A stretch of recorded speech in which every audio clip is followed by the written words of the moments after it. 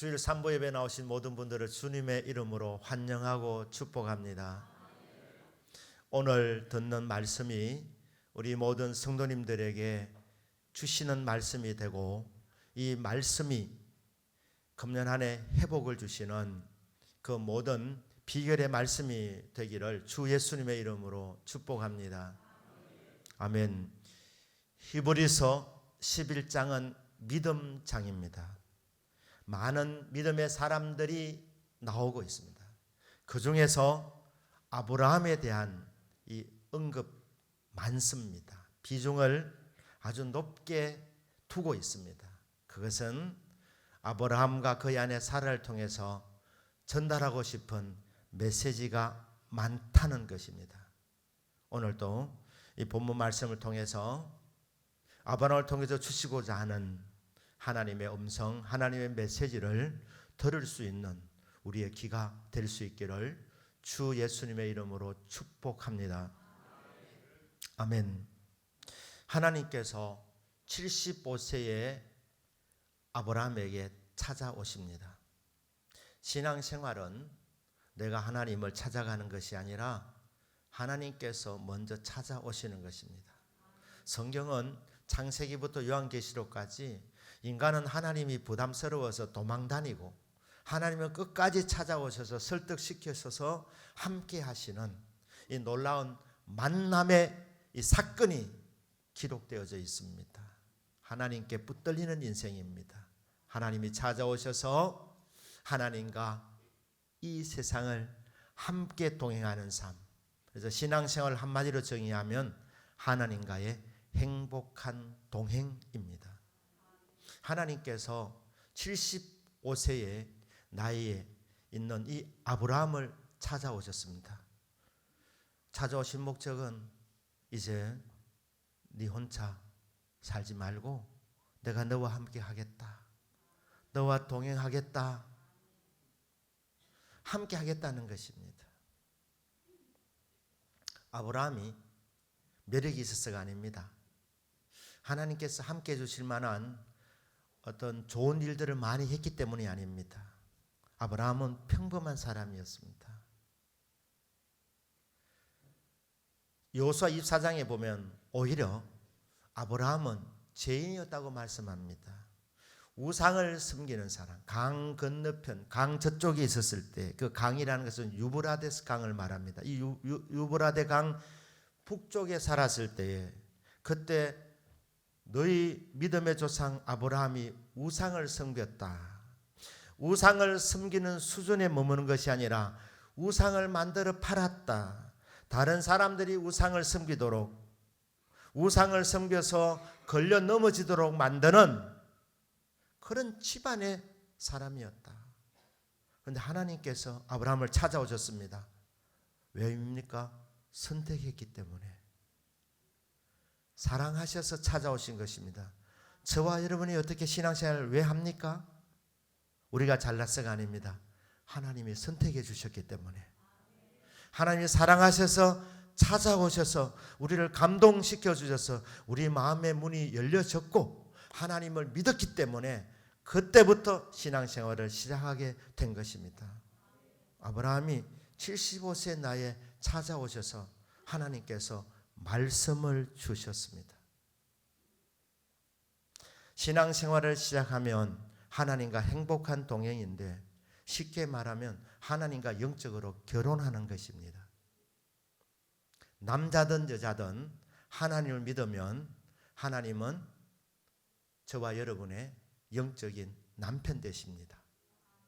신랑 되십니다. 남성이든 여성이든 하나님 믿는 사람은 하나님의 거룩한 신부입니다. 아내입니다. 하나님께서 영적으로 하나 되시려고, 결혼하시려고 오셔서 말씀을 주십니다. 그래서 오늘 저는 이것을 공약이라 이렇게 했는데, 사실 하나님이 오셔서 함께 하겠다면 우리는 환영해야 되지 않습니까? 하나님이 어떤 분이십니까? 우리하고 격이 안 맞지 않는 분인데, 정말 높으신 분인데, 대단하신 분인데 함께 하겠다, 같이 살겠다 이렇게 하면 할렐루야 하면 되는데 하나님이 우리를 얼마나 아끼시는지 오시면서 공약을 거십니다. 결혼하자는 것입니다. 그래서 제가 사실은 프로포즈라고 하고 싶은데 그렇게 하면 좀 외람될 것 같아서 그래서 공약이라 되어 있지만 사실은 이게 언약, 말씀을 통한 약속이고 하나님이 아브라함이 오셔서 프로포즈한 것입니다. 그게 창세기 12장 1절에서 3절에 나와 있습니다. 여호와께서 아브라함에게 이르시되 너는 고향과 친척과 아버지의 집을 떠나 내가 네게 보여줄 땅으로 가라. 내가 너로 큰 민족을 이루고 내게 복을 주어 내 이름을 창대하게 하리니 너는 복이 될지라. 너를 축복하는 자에게는 내가 복을 내리고 너를 저주하는 자에게는 내가 저주하리니 땅의 모든 족속이 너로 말미암아 복을 얻을 것이라 하신지라. 내하고 살면 좋은 일이 많다, 행복하게 만들어주겠다 하면서 하나님이 안 해도 되실 프로포즈를 하고 계십니다. 신부의 마음을 열어서 아브라함의 마음을 움직여서 영적으로 결혼하기 위함인 것입니다. 어떤 총각이 아가씨가 참 마음에 들었습니다. 예뻤기 때문입니다. 결혼합시다. 그러니까 이 아가씨가 조건을 딱 하나 걸었습니다. 나는 다른 조건 보지 않습니다. 예수 잘 믿는 거 그 하나 봅니다. 그러니까 이 총각이 그렇게 하겠습니다. 예수 잘 믿겠습니다. 어떻게 하면 됩니까? 교회 나와서 예배 드리면 됩니다. 교회 나왔습니다. 학습 받습니다. 세례 받았습니다. 꼬박꼬박 예배를 드립니다. 목사님이 주례해서 결혼식을 했습니다. 신혼여행을 갔다 왔습니다. 신혼여행 갔다 와서 첫 번 주일을 맞이합니다. 아내가 말합니다. 여보, 교회 갑시다. 오늘부터 안 가. 예수 잘 믿겠다는 그 공약이 되어버리는 거예요. 결혼이라는 목적 달성했으니 이제 교회 나갈 필요가 없다는 것입니다. 하나님은 신실하십니다. 하나님은 약속하시면 반드시 지키십니다. 아브라함이 오셔서 프로포즈를 하십니다. 같이 가자. 내가 너와 함께 하겠다. 같이 살자. 나는 너와 동행하겠다. 나는 결단코 너를 앞으로 버린 일이 없을 것이다. 너를 무시하지 않을 것이다. 너를 외면하지 않을 것이다. 너와 함께 하겠다 하면서 공약입니다. 1절입니다. 너는 너의 고향과 친척과 아버지의 집을 떠나 내가 네게 보여줄 땅으로 가라. 유브라데 강 건너편 강북에 사는 사람을 강남으로 내려오게 지금 하고 있습니다. 지금은 네가 어딘지는 알지 못하지만 강남 쪽에 내가 준비해 놓은 땅이 있다. 그곳으로 내가 너를 이끌어 갈 것이다. 하나님 이렇게 약속하셨고 75세의 그 약속을 믿고 하나님을 따라가면서 하나님이 날마다 이끌어 주셨습니다. 사건마다 선하게 간섭하시면서 계속해서 이끌어 가시다가 가나안 땅에 들어가게 되는데 하나님께서 말씀하십니다. 아브라함아, 이 땅이다. 너는 눈을 들어 바라보아라. 동서남북을 바라보아라. 네 눈에 보이는 이 동서남북 이 땅을 너와 네 자손에게 주리라. 이미 인도하셔서 밝게 하시고 이 땅을 너에게 줄 것이고 너의 자녀에게 줄 것이라 말씀하시고 하나님은 그 약속하신 대로 그 땅을 아브라함과 그 자손들에게 주셨습니다. 하나님께서는 어제나 오늘이나 영원토록 동일하신 분이십니다. 구약 시대에 아브라함을 인도하셨던 방법 그대로 신약 시대의 성도들을 똑같이 인도하십니다. 하나님은 주님의 자녀들에게 분복을 주십니다. 그것을 우리는 기업이라고 하는 것입니다. 유업이라고 하는 것입니다. 하나님이 주시는 비전이 있습니다. 하나님께서 우리를 향한 계획이 있으십니다. 하나님께서 우리에게 주시고 싶은 분복이 있으십니다. 우리 성도님들이 기도할 때에 달라고 하는 기도도 하시지만 때로는 이런 기도가 필요합니다. 하나님이여 알게 하여 주시옵소서. 하나님이여 깨닫게 하여 주옵소서. 미련하고 둔하여 하나님께서 나를 향하신 놀라운 계획을 갖고 계시는데 그것을 모를 때가 많습니다. 깨닫지 못할 때가 많습니다. 하나님이여 마음의 눈을 밝혀 주십시오. 눈을 열어 주십시오. 하나님이 나에게 주시는 기업이 보이게 하여 주옵소서. 하나님의 계획을 알게 하여 주옵소서. 나에게 주시고자 하는 것들, 나에게 주신 것들을 알게 하여 주옵소서. 에베소 성도를 향해서 그렇게 바울이 기도했습니다. 너희의 마음의 눈이 열려져서, 마음의 눈이 밝혀져서 하나님을 알게 하여 주시고 너희들에게 베푸신 하나님의 그 기업이 얼마나 풍성한지 깨닫기를 원하노라. 하나님이여 알고 싶습니다. 알게 하여 주십시오. 나를 향하신 하나님의 계획, 나를 향하신 하나님의 꿈과 비전, 나에게 주시고자 하는 하나님 유업, 그 기업을 알게 하여 주시옵소서. 우리 속에 착한 일을 시작하신 이가 그리스도 예수의 날까지 이루어 나가실 것입니다. 신실하신 하나님께서 약속하시고 그 약속을 반드시 이루어 주실 것입니다. 유업의 땅을 약속하신 대로 아브라함과 그 자손들이 받습니다. 75세의 아브라함에게, 65세의 사라에게 아브라함아 사라야 너희들이 큰 민족을 이루게 될 것이다. 자식이 없는 아브라함과 그 사라에게 놀라운 약속을 주셨습니다. 결혼하기 위해서 하나님께서 그냥 선심으로 공약을 한 것이 아니라 하나님은 아브라함의 자손을 통하여 천하 만민이 복을 받기를 원하셨기 때문에 하나님은 이미 주시려고 작정하시고 오셔서 아브라함에게 프로포즈를 하신 것입니다. 약속을 주신 것입니다. 아브라함이 하나님 믿은 지 13년 정도 지났을 때 86세가 13년 정도 지나면 88세입니까? 89세. 그때 이스마엘을 얻게 됩니다. 그런데 언약의 자손은 아니었습니다. 사라를 통해서는 아니었습니다. 그래서 아니다.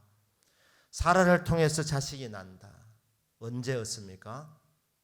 아브라함의 나이 100세 때, 사라의 나이 90세 때에 이삭을 낳게 됩니다. 결국 큰 민족을 이루겠다는 이 약속이 이루어지기 시작한 것입니다. 사라가 죽은 이후에 거두라라 후처를 두게 됩니다. 그를 통해서 거두라고 하시니까 많이 거두었습니다. 자식을. 그래서 큰 민족을 이루어 나가기 시작하게 됩니다. 하나님은 신실하신 하나님, 유업의 땅을 주셨고 하나님께서 큰 민족을 이루겠다는 이 약속도 이루어 주셨습니다. 100세의 나이에, 90세의 나이에 하나님의 능력으로 이루어 주신 것입니다. 아브라함이 실력이 있어서 얻은 것이 아니고 사라가 아이를 낳을 수 있는 여건이 되었어가 아니라 하나님이 다 해주신 것입니다. 여러분, 금년 안에 하나님 우리에게 모든 부분의 회복을 이루어 주실 줄 믿습니다. 우리가 잘났어가 아닙니다. 우리 노력의 열매로 오는 것이 아닙니다. 하나님이 그냥 하실 것입니다. 하나님이 아브라함을 사랑하셔서 오셔서 다 회복시켜 주시는 겁니다. 일방적입니다. 무조건적인 선택이었고 무조건적인 사랑이었습니다. 그냥 오셔서 아브라함을 위해서 다 해주시는 겁니다. 땅을 주시고 자손을 주십니다. 그리고 이렇게 말씀합니다. 내가 너로 큰 민족을 이루고 내게 복을 주어 내 이름을 창대하게 하리니 너는 복이 될지라. 선포하셨습니다. 복이 될지라. 여러분, 우리가 때로는 선포하지만 하나님이 선포하는 건 다르지 않습니다. 하나님 선포하면 반드시 됩니다. 아브라함아 너는 복이 될지라. 아브라함이 복덩어리랍니다. 복덩어리로 살게 된답니다. 너는 복이 된다. 복이 될지어다. 네게 복을 주어 네 이름을 크게 만들어 주겠다. 큰 민족을 이루겠다. 3절은 너를 축복한 자는 내가 복을 내리고 너를 저주하는 자를 저주하리니 땅의 모든 족속이 너로 말미암아 복을 얻을 것이라. 이 세상 모든 사람들이 어떻게 복을 받느냐? 자기들이 잘나서 받는 것이 아니라 하나님 백성과 어떤 관계를 맺느냐에 의해서 결정된다는 것입니다. 인간 스스로 복을 만들어내는 것이 아니라 복의 근원이신 하나님께서 이 땅을 바라보시면서 아브라함을 어떻게 대하느냐에 의해서 민족들이 복을 받기도 하고 저주를 받기도 한다는 것입니다. 그렇다면 창세기 12장 2절에서 아브라함은 복덩어리이고 12장 3절에서는 어떤 존재라고 말합니까? 아브라함은 복의 근원이라는 것입니다. 아브라함은 복의 통로라는 것입니다. 아브라함을 통하여 천하 만민이 복을 받게 해주시는 것입니다. 그래서 아브라함은 범사의 복을 받았습니다.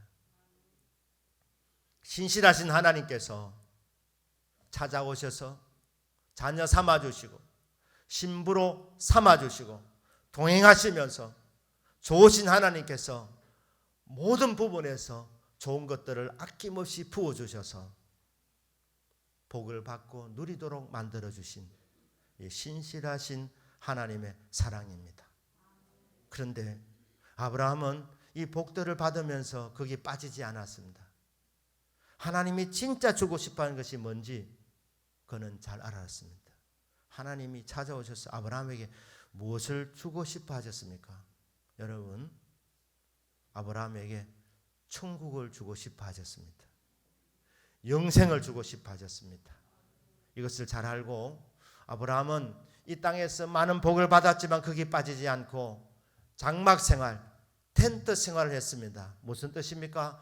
언제든지 하나님이 떠나라고 하면 떠날 준비를 하면서 살았습니다. 아브라함아, 아브라함아, 예, 제가 여기 있나이다. 말씀하시는 대로 하겠습니다. 정리해라. 이제 나하고 같이 가자. 이 땅에서 아니라 영원히 사는 곳으로 가자. 하늘나라로 같이 가자. 이것을 알았기 때문에 아브라함은 하늘을 바라보면서 살았습니다. 이삭과 더불어, 이삭은 아들 야곱과 더불어서 장막 생활을 하면서 더 나은 본향, 그 나은 본향이 어딥니까? 아브라함은 고향을 떠난 사람입니다. 강 건너편 갈대 우르에 살고 있었는데 강을 건너와서 나그네로 살았는데 어디로 돌아갈 것인가? 육신의 고향 갈대 우르가 아니었습니다. 아브라함은 돌아갈 곳이 갈대 우르가 아니라 하늘나라임을 알았습니다. 그래서 하늘나라를 사모하면서 살았습니다. 사랑하는 여러분, 믿음의 결국은 궁극적인 목적은 천국 들어가는 것입니다. 하늘나라 들어가는 것입니다. 이 땅에서 신실하신 하나님께서 우리 성도님들에게 분복을 주실 것입니다. 하지만 분복을 받지 못해도 상관없습니다. 좀 못 살아도 어떻습니까? 좀 가난해도 어떻습니까?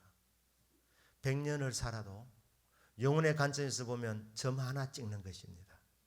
잠깐 지나가는 안개와 같은 이 인생길입니다. 천국에 가서 영원토록 주님과 더불어 행복하게 살게 될 것인데 이 영혼의 관점에서 보면 100년도 점 하나, 아니 점도 못 됩니다. 앞으로 끝이 없는 삶을 살아가게 될 것인데 이 땅에서 조금 어렵게 사는 거 잠깐이라는 것입니다. 참 신실하신 하나님께서 우리들에게 이 땅에서도 분복을 반드시 주실 것이지만 그리하지 아니하실지라도 외양간에 송아지가 없다 하더라도 믿음의 본질, 천국을 이미 소유했기 때문에 우리는 이 믿음의 길을 걸어가며 찬양하면서 살아갈 수 있게 됩니다. 여러분, 회복이 되어야 되는데 무엇부터 회복되어야 되겠습니까? 본질부터 회복되기를 바랍니다. 믿음의 본질이 뭡니까? 천국입니다. 천국, 영생입니다. 여러분, 이것은 믿는 지금 갖고 계셔야 됩니다. 그래, 나는 천국 들어간다. 나는 천국을 얻은 사람이다. 하나님이 언제 부르실지 알지 못하지만 부르시면 나는 저 하늘나라에 들어가서 영원토록 행복하게 살게 될 것이다. 이것 있으면 좁은 길을 걸어가면서도 밤낮으로 기뻐하며 찬양할 수 있습니다. 근데 이게 없으면 여러분, 노년에 돈이 좀 많이 있어도 사람들이 만족하지 못합니다. 좀 더 벌려고 하는 거예요. 그만하면 충분한데도 불구하고 좀 더 벌려고 하는 거예요. 불안하게 생각하고. 그만 갖고 그 정도면 발 뻗고 자겠는데, 사람들에게 주면서 살 수 있겠는데, 그래도 또 모자라다고 생각하고 하는 것은 천국이 잘 안 보이기 때문에, 내세가 잘 안 보이기 때문에 여러분, 믿음의 눈이 활짝 열려지셔서 천국이 보일 수 있기를 축복합니다. 나는 지금 죽어도 천국 간다는 이 확신, 이게 믿음의 본질입니다. 하나님께서 아브라함에게 많은 복을 주셨습니다. 복을 주시러 오셨는데 궁극적으로 이 천국에 데려가시려고, 영생 주시려고, 하늘나라를 주시려고 찾아오신 것입니다. 75세의 나이에 소망 없는 인생, 평범한 인생, 무엇을 먹을까 무엇을 마실까 염려하면서 이게 먹고 살려고 우상을 팔아서 이게 나쁜 줄 알면서도 먹고 살아야 되기 때문에 우상을 파는 그 가련한 인생을 하나님께서 천국으로 데려가시려고 찾아오셨다는 것입니다. 그렇습니다. 예수 믿는 사람은 천국 갑니다. 누구도 예외 없습니다. 그러니까 여러분, 예수님을 믿었다 하면 나 천국 들어감을 확신할 수 있기를 주 예수님의 이름으로 축복합니다. 천국을 주시고 이 땅에서 약속하신 대로 창세기 12장 1절에서 3절에 나와 있는 그 모든 약속을 살아가는 동안 아브라함은 하나님께서 이루어 주시는 것을 보고 또 보았습니다. 근데 이것을 어떻게 받아서 누릴 수 있었느냐? 그것을 성경은 믿음으로 받았다고 합니다. 믿음으로. 저와 여러분이 이 믿음이 있기를 축복합니다. 하나님 약속하실 때마다 나에게 주시는 약속으로 받고 아멘, 아멘 하는 믿음. 그런데 여러분, 인간은 기계가 아닙니다. 인간의 특징 중에 하나가 뭐냐면 인간은 생각하는 동물입니다. 생각한다니까 상당히 고상하게 보일 것 같기도 합니다. 생각이 많다는 말은 의심도 많다는 말입니다. 회의도 많다는 말입니다. 하나님께서 아브라함에게 아브라함아, 내가 너로 큰 민족을 이루어 줄 것이고 너는 복이 될 것이다. 너는 복의 통로가 된다. 내가 너 이름을 크게 할 것이다. 내가 너에게 보여줄 땅으로 가라. 내가 너에게 준비해 놓은 땅이 있다. 이렇게 말할 때 아브라함이 믿고 갔다고 말합니다. 믿음으로 갈 바를 알지 못하고 갔다. 이게 창세기 11장에 나와 있지 않습니까? 우리가 오늘 읽었던 말씀 가운데 있지 않습니까? 갈 바를 알지 못하고 출발하는 아브라함. 이것을 믿음으로 8절에 나와 있습니다.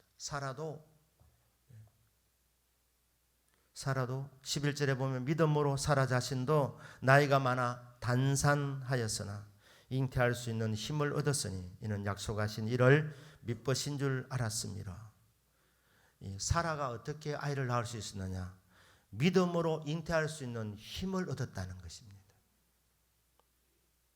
나이가 많은 상태였는데 단산하였으나, 이런 단산이 뭡니까? 단이 끊을 단자입니다.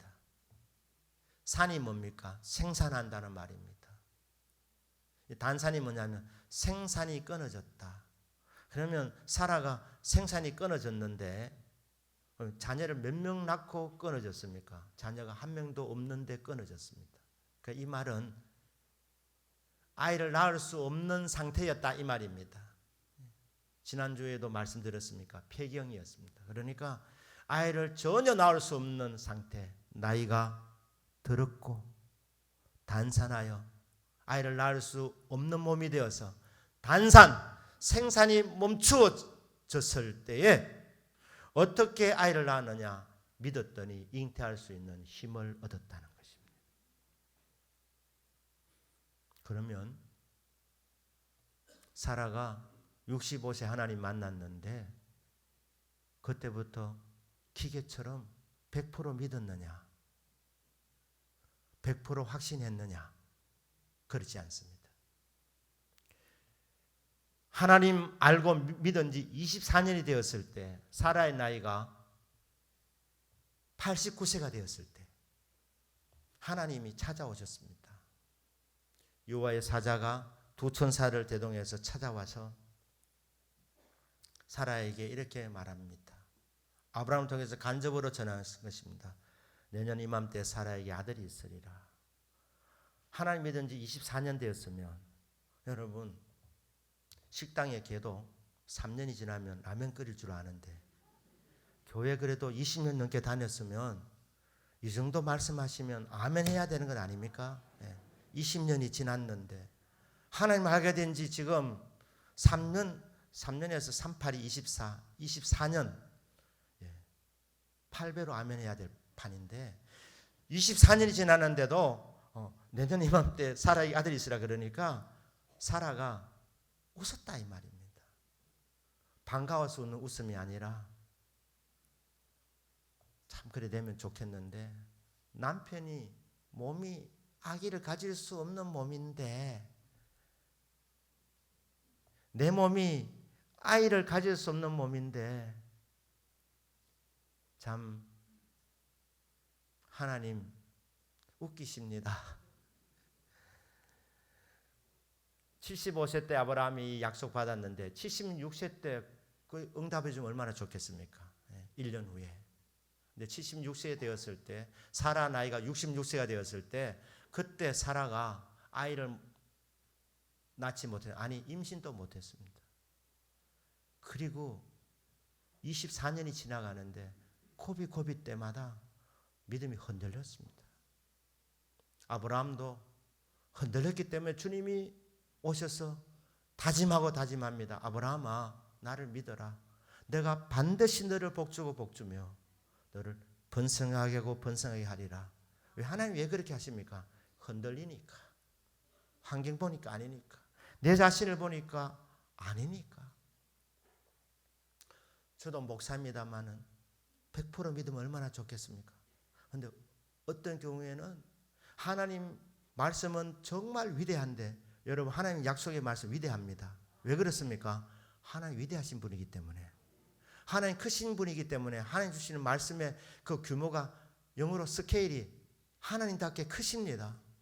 우리가 감당이 불감당입니다. 말씀은 거창한데 그 말씀을 받을 만한 내 몸을 보니까 내 상태를 보니까 환경을 보니까 환경이 못 따라가는 거예요. 내 자신이 그 말씀에 걸맞는 삶이 되지 못하는 겁니다. 하나님 약속과 인간 나와 내 삶의 이 괴리감, 이 거리감, 이 과정에서 우리는 당하게 되는 것입니다. 흔들립니다. 되면 좋겠는데 진짜 될까? 하나님 약속이 크면 클수록 기계적으로 100% 바로 믿으면 좋겠는데 이게 안 되는 거, 여러분 이게 인간입니다. 근데 여러분 이렇게 의심이 올 때 흔들릴 때 그때 나는 믿음 없구나 하면서 도시락 사서 나는 하나님과 빠이빠이 해야 되겠다. 나는 체질이 아니야. 믿으려고 하는데 왜 자꾸 의심만 생기나 나는 안 믿는가 봐 하면서 여러분 포기하시면 정말 후회하십니다. 포기하지 마시기를 바랍니다. 왜 의심이 있느냐? 믿음이 있기 때문에 의심이 있는 겁니다. 믿음이 생기면서부터 반대급부로 의심도 있는 겁니다. 안 믿으면 아예 갈등 자체가 없습니다. 그러니까 여러분 믿었는데 환경 때문에 하나님 약속이 너무 크기 때문에 내 자신을 보면 불가능하게 보입니다. 그래서 흔들리게 될 때 그때 믿음 없다고 단정 짓지 마시고 그럼에도 불구하고 주님 저를 볼 때는 안 되지만 하나님 약속은 신실하기 때문에 될 줄로 믿습니다. 아멘 할 수 있기를 축복합니다. 아멘 했는데도 안 이루어지고 또 흔들릴 수 있습니다. 그때 믿음 없다는 것이 아니라 하나님이여 믿는데 의심도 있습니다. 내가 믿나이다. 나의 믿음 없는 것을 도와주소서. 상당히 참 깊은 말을 했습니다. 내가 믿나이다. 그러면 끝인데 나의 믿음 없는 것을 도와주셔서 언뜻 보면 정반대 말 같습니다. 믿는다 했으면 믿음 없다는 말을 하면 안 되지요. 그런데 내가 믿나이다. 나의 믿음 없는 것을 도와주셔서. 예수님이 이렇게 말씀했습니다. 할 수 있거든요. 무슨 말이냐? 믿는 자에게는 능치 못할 일이 없느니라. 아이가 간질병으로 물에도 자주 넘어지고 풀에도 자주 넘어지는데 백방으로 해봐도 안 되었습니다. 근데 예수님 앞에 나왔는데 예수님 하시는 말씀이 우리를 불쌍히 해서 혹 할 수 있거든 해 주십시오. 이러니까 할 수 있거든요. 무슨 말이냐? 믿는 자에게는 능치 못할 일이 없나이다. 그 말씀 아멘으로 받았다는 것입니다. 아멘. 믿나이다. 근데 믿는데 한 부분에 의심도 있다는 말입니다. 나의 믿음 없는 것을 도와주셔서. 이게 뭡니까? 주여 믿는데 의심도 있습니다. 이 의심하는 저를 불쌍히 여겨주시고 도와주시옵소서. 아브라함 99세 때에 그는 100% 하나님 믿은 것이 아니었습니다. 사라의 나이 89세 때에 사라가 하나님 말씀 100% 믿은 것 아닙니다. 아멘 하고도 따라갔지만 의심도 있습니다. 되겠나? 여러분 말씀이 들려질 때는 일단 아멘 하시기를 바랍니다. 그리고 여러분 상태를 보시면 정직하게 고백하십시오. 주여 의심도 있습니다. 하나님 약속은 너무 큰데 이 반드시 될 것인데 저를 보니까 불가능하게 보입니다. 환경을 보니까 아닌 것 같습니다. 의심합니다. 흔들립니다. 나의 이 의심하는 것을 도와주십시오. 하나님 믿는 게 10%이고 의심이 90%일 수 있습니다. 믿음이 자라서 믿음 50%, 의심 50%를 우리는 반신반의라고 하는 것입니다. 믿음 90%, 의심 10%. 이건 거의 확신에 가까운 사람입니다. 아브라함이 온전한 믿음도 아니었지만은 그를 믿고 따라왔을 때 하나님 그것을 믿음으로 여겨주시는 겁니다. 하나님 우리의 의심 쪽을 보는 것이 아니라 아멘하는 그 믿음을 보시는 겁니다. 그러니까 여러분 약속 말씀이 떨어질 때는 무조건 아멘하는 게 좋습니다. 그리고 의심 문제를 다루는 겁니다. 주여 믿는데 의심도 있습니다. 의심이 완전히 사라진 상태, 그거를 확신이라 그럽니다. 그러니까 확실할 확자에다가 믿을 진짜, 확 믿는 것, 예, 확신, 의심이 없는 상태. 그러니까 믿음에서 확신으로 나아갈 수 있기를 주님 이름으로 축복합니다. 의심의 안개가 걷혀지고 근심의 먹구름이 사라지는 상태. 근데 하나님은 언제 역사하시느냐? 100% 확신할 때도 역사하시지만 그때는 반드시 역사하시지만 여러분 믿음이 약할 때도 아멘 할 때 하나님께서 힘 주십니다. 믿음으로 부족한 믿음이었지만 의심도 있었지만 사라 자신을 볼 때 나이가 많아 단산하여서 참 걱정스럽지만 그래도 꾸중도 듣습니다. 왜 웃었느냐? 안 웃었습니다. 아니라 네가 웃었잖아. 하나님께 불가한 일이 있느냐? 뭐라고 답하겠습니까? 하나님께 불가한 일이 있습니까? 없습니까? 하나님에게는 불가한 일이 없습니다. 그런 꾸중을 들으면서 사람의 믿음이 더 깊이 들어간 줄로 믿습니다. 그러니까 하나님 100%는 아니더라도 그래도 아멘 말씀 앞에 아멘 하게 될 때 하나님 그때 힘을 주신다는 거예요. 어떤 힘을 주셨느냐? 잉태하는 힘이 생긴 거예요. 사라의 몸도 바뀌어진 것입니다. 아브라함도 회춘하게 됐습니다. 이런 과정을 만들어 가시면서 의심에서 점점 더 강한 믿음으로 만들어 주시다가 결국 하나님께서 몸도 바꾸어 주시고 하나님께서 확신도 하게 만들어 주시는 이 은혜, 꼭 확신해야만 역사 일어나는 것은 아닙니다. 우리 노력이 아니라 하나님은 믿기만 하면 좀 부족해도 하나님께서 역사해 주시는 겁니다. 나의 믿음 없는 것을 도와주십시오. 그때 저는 100% 되지 않았다고 봅니다. 의심이 있었다는 걸 인정했는데 그 순간에 이 아이가 고침받았습니다. 아브라함과 사라가 잘한 것은 믿고 따라간 것, 말씀하시면 아멘한 것, 의심하고 흔들었을 때마다 하나님 바라본 것. 아이고, 안 되는구나. 나는 믿음의 체질이 아니구나. 안 믿는가 봐. 의심하는 것만 자꾸 보고 그래도 믿는 부분이 있는데 그거 무시하고 나는 안 믿는 쪽이야 하면서 포기하고 하나님을 떠났다면 그는 진짜 아기를 못 가졌을 것입니다. 그런데 믿는 쪽을 선택한 거예요. 약하고 흔들릴 때마다 그는 주의 이름을 불렀습니다. 예배했습니다. 고난의 때에, 어려울 때, 힘들 때에 그는 주의 이름을 부르는 믿음의 예배자였습니다. 그러니까 여러분 흔들릴 때마다 주의 이름을 부르시기를 바랍니다. 주여 의심합니다. 주여 저에게 믿음을 더하여 주십시오. 예배하기를 축복합니다. 기도하기를 축복합니다.